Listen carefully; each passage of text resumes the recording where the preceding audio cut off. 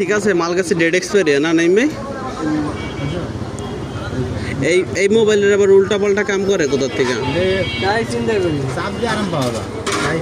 ইস রে, এর আঙ্গুল ব্যথা করবে চাপ দিয়া এগুলা।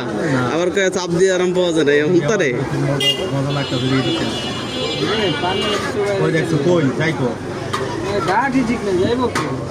মোটা দিয়ে যাও, মোটাই তাবিজ দিয়ে দেবো না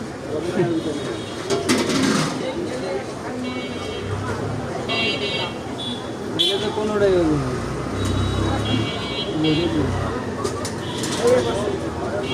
আরে ওয়ার্কশপের দোকানে যাই নতুন করে বানায় আনো।